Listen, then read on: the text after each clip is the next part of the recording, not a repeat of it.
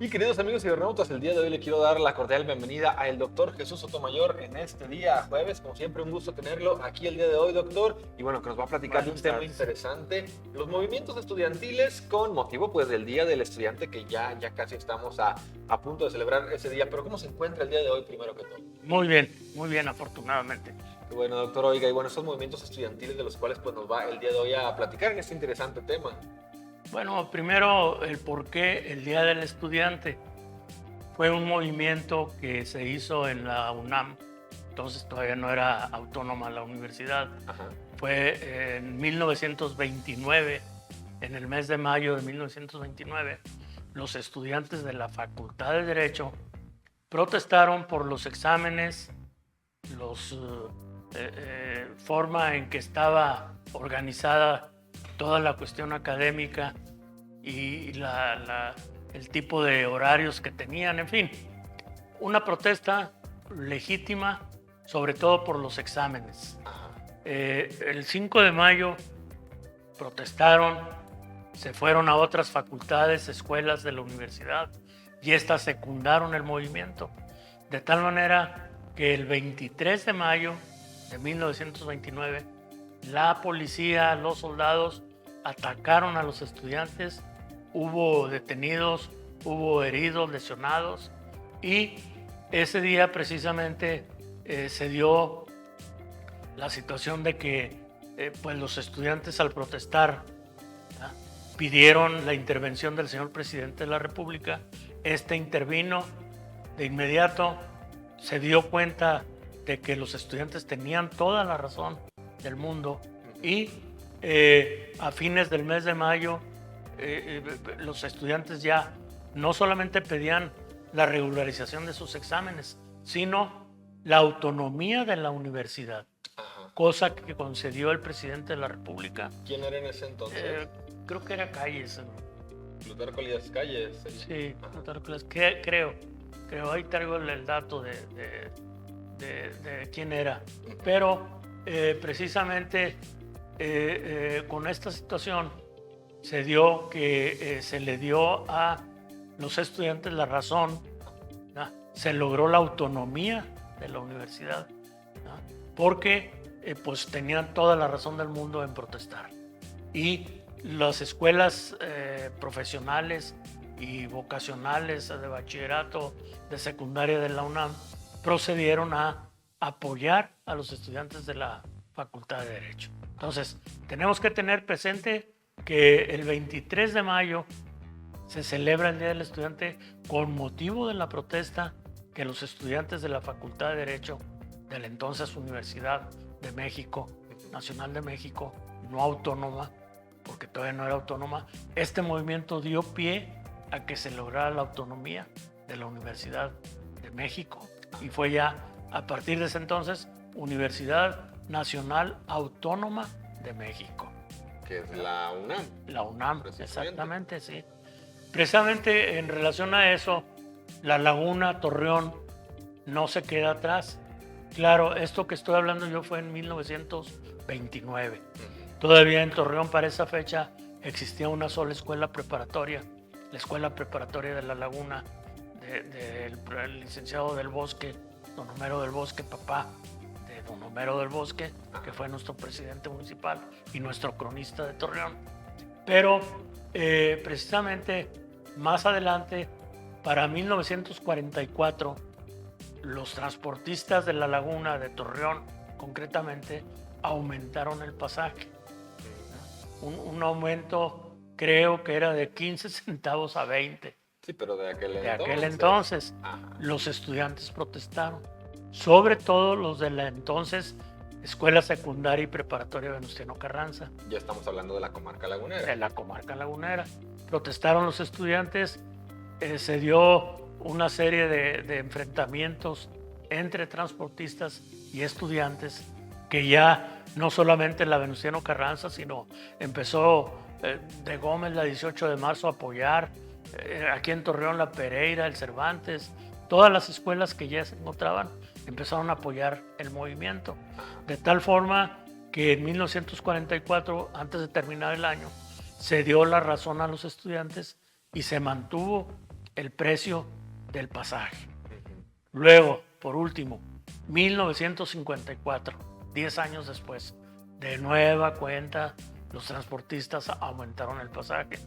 Los estudiantes de la Venustiano Carranza salieron al frente no únicamente por ellos, porque también a ellos les estaban subiendo el pasaje, sino porque precisamente pues el pueblo era el que iba a sufrir las consecuencias. Sí, claro. Entonces fueron movimientos no solamente estudiantiles, sino de tipo social, que los estudiantes de la Venustiano Carranza encabezaron y procedieron a ejecutar una serie de eventos, de medidas que dieron como resultado el que intervinieran las autoridades municipales y del Estado y pusieran en orden a los transportistas. Yo recuerdo que en aquel entonces el precio, el importe del pasaje para un estudiante eran 20 centavos, 20. Ajá. Enseñando la credencial de estudiante, desde luego, ¿verdad? Distinto era en los carros de ruta, pero en la circunvalación, en Torreón Jardín, en Campo Alianza, ese era el precio. Generalmente el Campo Alianza era el que iba hasta el edificio de la Venustiano Carranza y el precio del pasaje eran 20 centavos. ¿Por qué? Porque los estudiantes de la Venustiano Carranza no permitieron que subieran el pasaje. Hubo enfrentamientos muy serios. En aquel entonces había unos líderes transportistas, por ejemplo, don Francisco Ayala, don Salvador Rodríguez, que eran líderes de los transportistas, que incluso tuvieron que ir a la cárcel porque hubo enfrentamientos con estudiantes y muchos de ellos salieron lesionados. Sí, directamente ya fue el enfrentamiento, como decimos coloquialmente, el pique. Sí, fue un enfrentamiento entre choferes de camiones de ruta, de carritos de ruta y estudiantes. Caray. Estuvo pesado en 1954, a tal grado que tanto Ayala como Rodríguez fueron aprehendidos y fueron procesados, ¿verdad?, por aquellos eventos que organizaron ellos y que alentaron a los choferes para que atacaran a los estudiantes, para que hubiera una represión contra los estudiantes. Por ese motivo, las autoridades judiciales procesan a estas dos personas. Salen libres, desde luego, bajo fianza, ¿sí?, pero se les hizo un proceso y ahí terminó el evento aquel. Son eventos que se sucedieron. Yo citaría otro evento más reciente que ya fue en la década de 1970, cuando la entonces Escuela de Derecho y Ciencias Sociales, pues la tenían en un edificio en el Algodonero, por ejemplo. Ahí les daban clases en un piso. Protestaron y pidieron un edificio propio. Hicieron manifestaciones, incluso muy sonada fue una manifestación que hicieron en Saltillo. Por primera vez en la Plaza de Armas de Saltillo se realizó un plantón de estudiantes de la Escuela de Derecho de Torreón. Fueron hasta allá. Hasta allá, pero en orden. No hubo ningún altercado, no hubo ningún daño, no se dañó absolutamente nada, de tal manera que las autoridades del Estado y las universitarias acordaron edificar un plantel para la escuela, la entonces Escuela de Derecho, hoy Facultad de Derecho, antes era Escuela de Derecho y Ciencias Sociales. También los estudiantes de la Facultad de Derecho, pues en primer lugar, en 1967, cuando inicia, es sección de la Escuela de Jurisprudencia de Saltillo. No era autónoma. Saltillo manejaba a la sección de aquí. Hubo protestas, pero esto a nivel de consejo universitario, a tal grado de que las autoridades universitarias tomaron la decisión de establecer la Escuela de Derecho y Ciencias Sociales. Pero el otro problema era que pues tenían nada más, estaban en un edificio comercial, ahí en el edificio Algodonero, que estaba en la Juárez y Zaragoza, creo. Así que no eran las instalaciones como tal No. correctas Exactamente. para ellos. Que la autoridad universitaria se dio cuenta de aquello y procedió a edificar un edificio para la Escuela de Derecho y Ciencias Sociales. Repito, hoy Facultad de Derecho de la Universidad Autónoma de Coahuila. Pero fue un movimiento que hicieron, que fue un movimiento modelo, porque no hubo violencia, no hubo altercados, no hubo daños a la propiedad ajena, no hubo absolutamente nada. Incluso cuando fueron a Saltillo, fueron alabados por su conducta, por su buen comportamiento en Saltillo, que no hicieron absolutamente un plantón, punto. Sí, a hacer la petición pacíficamente. Pacíficamente. Yo saco a colación estos movimientos estudiantiles de La Laguna, de Torreón, porque, repito, el movimiento de 1929, mayo de 1929, en México, en la Facultad de Derecho, trajo como consecuencia la autonomía de la Universidad Nacional Autónoma de México. Por ese movimiento se hizo autónoma la universidad.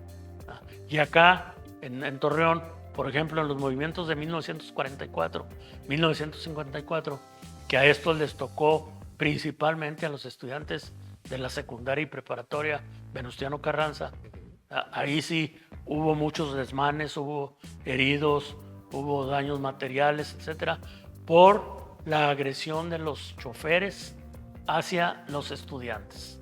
Claro. Pero afortunadamente también todo fue en paz, se mantuvo el importe del transporte, sobre todo para los estudiantes y para el público en general, pero fue un movimiento no solamente en defensa de los estudiantes, sino de la sociedad en general, que iba a ser afectada con el aumento del pasaje. Exactamente, y que los estudiantes, los alumnos, estudiantes, al ser simplemente eso, alumnos y estudiantes, pues levantaron, alzaron la voz, no solamente por ellos, sino por toda la sociedad.